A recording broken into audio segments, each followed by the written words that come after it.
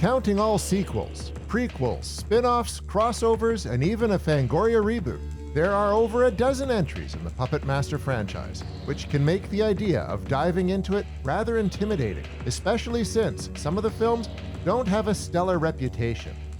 But while the series has ups and downs, there are some great entries, and its legion of living puppets, which can be villains or heroes depending on who's pulling their strings, are characters you have to see in action. So we're urging you to give at least some of these films a chance, starting with the very first Puppet Master, which may be the best horror movie you never saw.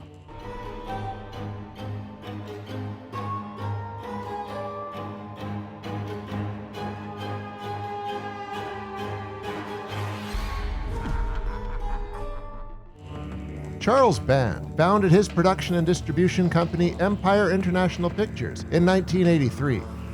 That company brought the world several classics like Trancers, Reanimator, and Robot Jox, but had a sadly short run before collapsing due to financial issues. Band lost Empire to the bank, but he didn't let that slow him down. He quickly put together a new company, Full Moon, and since his Empire releases had proven to be more successful on home video than in theaters, he decided to cut theaters out of the equation. Full Moon would be a direct-to-video company, and he managed to secure a video distribution deal with a major studio, Paramount Pictures. Empire had launched with a movie called The Dungeon Master, an anthology film inspired by the likes of Tron and Dungeons & Dragons. Band really liked the title of that movie and wanted to get Full Moon started with another film that had Master in its name, and that's what led him to the basic concept of Puppet Master. Band has demonstrated a strong fondness for tiny terrors over the course of his career, producing many films about killer dolls and small monsters. Two popular examples are Ghoulies and Troll. So it makes a lot of sense that he chose to launch Full Moon with a killer puppet movie. Once he had the title Puppet Master in mind, he commissioned a poster that featured some potential puppet designs. Then he presented the title and poster art to writer and special effects artist Kenneth J. Hall, hiring him to flesh the idea out into a screenplay. Hall's script centered on a coven of witches and warlocks who learn that a long-lost associate of theirs has died, so they steal his coffin, take it to an abandoned hotel, and torment his girlfriend in an effort to find out what he has been up to. And they find out when his army of killer puppets starts knocking them off one by one. With a script in place, Band got in contact with director David Schmoller, who he had previously worked with on the films Tourist Trap, Crawl Space, and Catacombs. Schmoller agreed to direct Puppet Master under the condition that he be able to rewrite the script, which he did on every project he directed. The deal was made, and Schmoller reworked the story using the pen name Joseph G. Collodi. The Coven of Witches became a group of people who all have some sort of psychic power. They were gathered together by a man named Neil Gallagher, who discovered that ancient Egyptians had found a way to give life to inanimate figures. The method was kept secret, revealed to only a select few over the centuries. Through their psychic abilities, they were able to find out that the last person who knew the secret was a puppet master, Andre Tolun, who killed himself at the Bodega Bay Inn back in 1939 to keep the secret from falling into the hands of the Nazis. The group of psychics drifted apart while Gallagher continued trying to unearth the secret Tolun took to his grave. Years later, they all start having visions of Gallagher, so they convene at the Bodega Bay Inn to find that Gallagher has died, leaving behind a young widow who owns the old inn. The psychics settle in to try to figure out what Gallagher has been doing and what he has learned about Tolun since they last spoke. Soon, it becomes obvious that Gallagher did indeed learn how to bring inanimate figures to life, and he has set 5 living puppets loose in the inn. Puppets that have been ordered to kill his psychic friends. And yes, Gallagher's knowledge of how to bring inanimate objects to life has also ensured that he will have eternal life himself. He's not really dead at all. To bring his vision of the story to the screen, Schmoller assembled a cast that includes Jimmy F. Skaggs as the villainous Neil Gallagher, Paul LeMat as Alex Whittaker, who dreams of things to come, Irene Miracle as fortune teller Dana Hadley, Matt Rowe as Frank Forrester, who can pick up on people's thoughts and dreams, Catherine O'Reilly as Frank's partner, Carissa Stamford, who can tell you the history of any object she touches, especially if it has a sexual history. Robin Freites as Gallagher's widow, Megan, and Muse Small as ill-fated housekeeper, Teresa. Genre icon Barbara Crampton also makes a quick cameo as a customer at Dana's Carnival fortune teller booth. Puppet master Andre Tolun only appears in the film's opening sequence, where he interacts with his puppets before committing suicide. Band was able to fill this role with Oscar nominee William Hickey, who earned his nomination for Prizzi's Honor just a few years earlier. It took Hickey one day to complete his work on Puppet Master. In fact, he was only on set for a total of 6 hours. When it was announced that Band would be producing a film called Puppet Master, some questioned if the idea was too similar to another movie he had made, the Empire production Dolls, directed by Reanimator's Stuart Gordon. Band told Fangoria magazine, quote, "They are similar in the sense that they are about small, inanimate objects coming to life, but the stories are extremely different.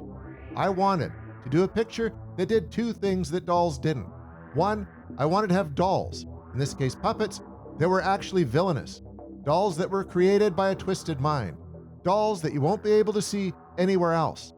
Secondly, Puppet Master was inspired by an episode of the Karen Black TV movie Trilogy of Terror, where a Zuni fetish doll terrorizes her. It made quite an impression on me and many other people who saw it. I wanted to capture a bit of that relentless terror. Dolls was a different kind of movie and didn't delve into that. Puppet Master will." The special effects artist tasked with creating the puppets and bringing them to life was David Allen. Allen worked on many Charles Band productions, as well as movies like The Howling, Twilight Zone the movie, Willow, and Ghostbusters 2. He earned an Oscar nomination for his work on young Sherlock Holmes. Stop-motion animation was a specialty of his, which allowed Puppet Master to show off some incredible moments of the puppets moving on their own. Some of the puppets featured on the concept poster and in Hall's script didn't make it into the film. While most of the excised puppets would turn up in sequels, the first movie features 5 killer puppets. They are Tunneler, who is designed to resemble fascist dictator Benito Mussolini; the Observant Jester, whose face spins to show different expressions; Leech Woman, who somehow kills her victims by simply regurgitating leeches onto them; the burly, small-headed Pinhead, who Fangoria seemed to think would be the star of the show; and the puppet, who did become the most popular of the bunch, Blade, who has a knife for one hand and a hook for the other. Blade's face was designed to look like a skull, but Schmoller requested that he also resemble someone he had worked with before, the famously difficult actor Klaus Kinski, who caused Schmoller a lot of grief when they were making Crawl Space together. Allen and his crew did mind-blowing work with the puppets, which was necessary since the puppets were the selling point. And when Puppet Master reached video store shelves on October 12, 1989, the movie-renting public showed they were very interested in seeing these little killers in action. The film was a huge success, selling out its first release. Band has said he made millions of dollars from Puppet Master. And while positive reviews would become increasingly rare as the franchise went on, this one got some solid write-ups, including one from the legendary Joe Bob Briggs, who gave Puppet Master 4 stars, the highest number of stars you can get from Joe Bob. He said it was one of the best movies of 1989. Band's ambitious dream for Full Moon was that it would become the Marvel Comics of the 90s. He would be the company's Stan Lee figure. As he described in his memoir, Confessions of a Puppet Master, quote, "Full Moon would be more than a studio, more than a brand. We'd be a universe unto itself, a vast, creepy, sci-fi and horror universe of interlocking franchises. Fans could either dip in for occasional stories or immerse themselves in the world.